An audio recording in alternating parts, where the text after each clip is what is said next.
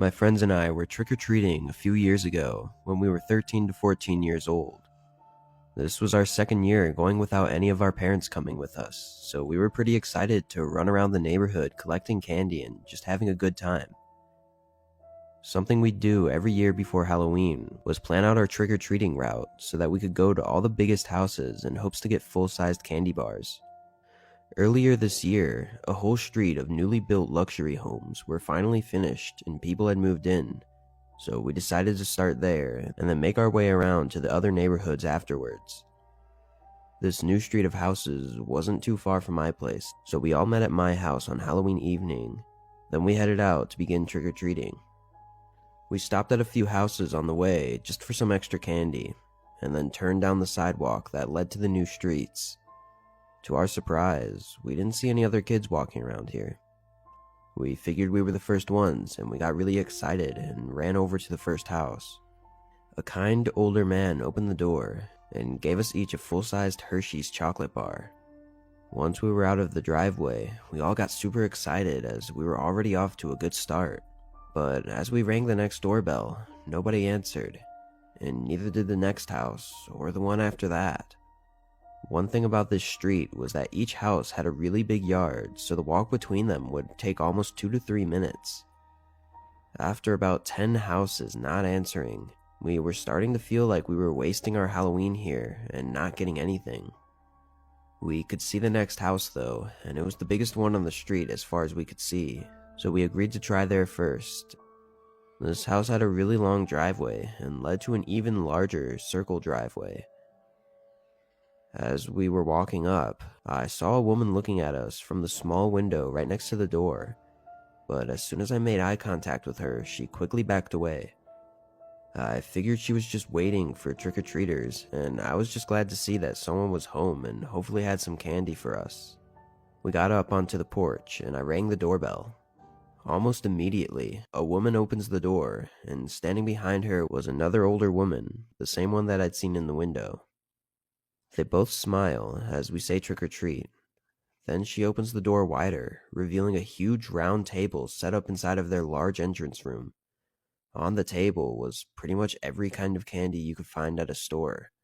I couldn't believe someone would spend this much on Halloween candy, but with a house like this, I guess it made sense. She told us to come in and choose 2 of whichever candy we wanted. Without hesitating, we all ran in and over to the table to look at everything they had. All of us in that moment were so happy, getting to decide on pretty much whatever candy we wanted. But as I was trying to decide on what my second choice would be, I heard the door slam shut. All of us turned and looked at the woman standing right by the door, still smiling at us. She then asks us to stay here for just a minute as she'd forgotten to put out some dessert for us to have on our way out, and then she walked away quickly. I looked around, noticing the other woman wasn't there anymore either. I could tell all of us were panicking and scared. Only seconds later, footsteps started coming towards us from down the hall. I immediately ran for the door and opened it, letting all of us outside as we could hear the woman call out for us to wait. We all ran down the driveway and didn't stop until we got all the way back to my house. We sat on my driveway, terrified and confused as to what just happened. We thought about telling my parents, but we knew they'd yell at us for stupidly going into the house when we were told so many times before to not go into anyone's home, so we didn't say anything. After a little bit, we ended up continuing our trick-or-treating in my neighborhood, being a lot more cautious and trying to make sure we weren't the only kids walking around. It was definitely the weirdest thing to happen to me on Halloween, and my friends and I still talk every Halloween about what we think those women were trying to do and what would have happened if we stayed in their house for the dessert.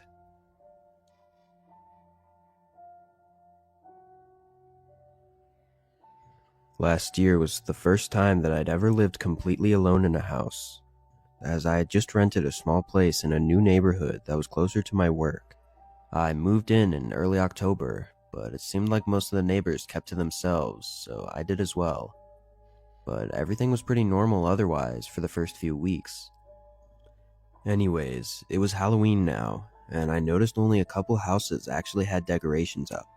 They didn't have anything crazy, just a few pumpkins or signs, but it was more than any of the other houses.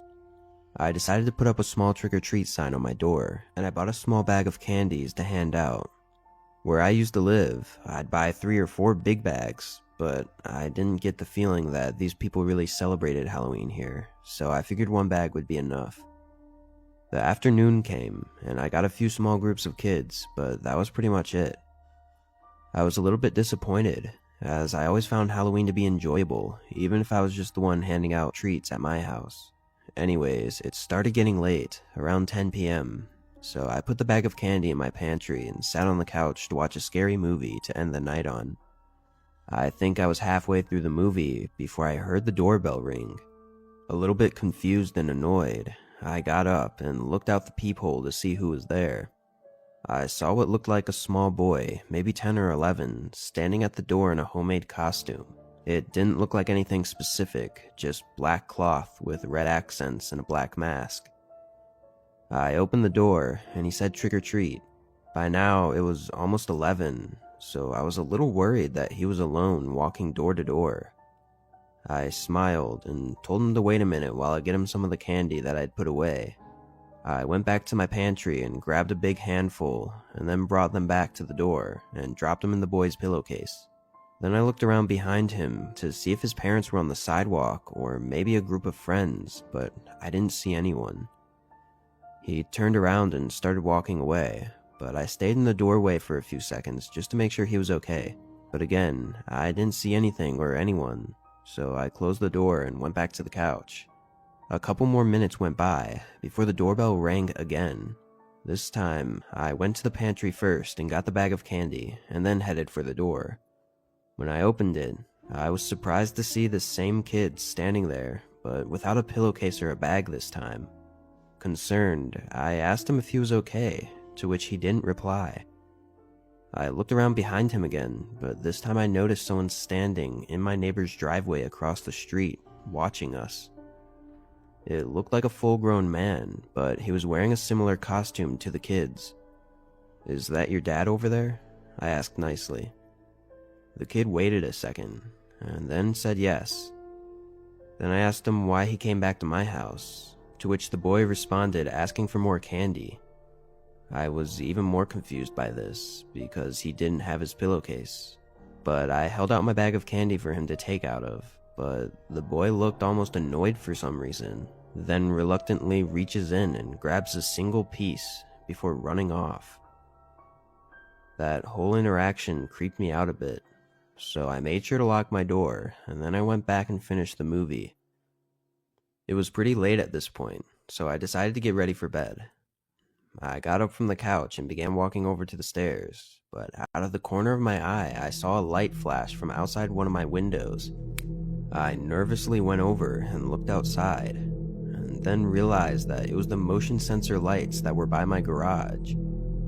I stayed in the window, looking around for a few minutes as I was getting pretty creeped out now, but nothing else happened, so I closed the blinds and headed upstairs to my bedroom. I laid in bed for probably 30 minutes, thinking about that boy from earlier and how strange the whole thing was. But as I started to drift into sleep, I heard a soft ruffling noise, followed by loud thumping bangs on my front door. I shot up and jumped out of bed, then quietly made my way downstairs and over to the front door. Just before I looked into the peephole, 3 more loud bangs shook the door and made me jump back a little. I waited there for a few seconds, then looked. It was the man that I'd seen across the street from earlier that the kid had said was his dad. He was standing there, just inches away from the door, still wearing that creepy black and red costume and a mask. I could tell something was in his hand, but he was too close to the door for me to see what it was. There was no way I was opening that door, as I had no idea what this guy could possibly want from me. I knew this was either some sick joke or something much worse. I ran back upstairs and grabbed my phone, then locked myself in the room and called 911. The man continued banging on the door for probably a whole minute before it went silent. I waited in fear, hoping he had left for good. Then I got up and looked out of my bedroom window, which had a small view of the sidewalk that led to the front door. but as I was looking, the sudden sound of glass shattering came from what sounded like the kitchen downstairs.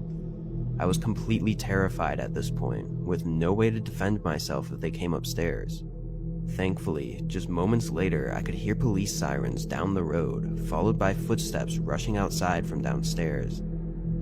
I waited for the police to call for me at the front door before I made my way downstairs to let them in. They searched the house to make sure the man was gone, and noticed a broken window in my kitchen where it was obvious the man had entered. I ended up staying at a hotel for the next few days just to be safe, but I guess the guy never came back. I run through the whole night in my head a lot, wondering if he was just using his kid as some weird way to gain entry into my house. I don't really know for sure, but nothing was stolen though, which makes me question what the man was really trying to do breaking in my house. Anyways, it's been almost a year now, and Halloween is in just a couple of weeks, and I'm starting to get pretty paranoid that the man from last year might come back to finish what he started.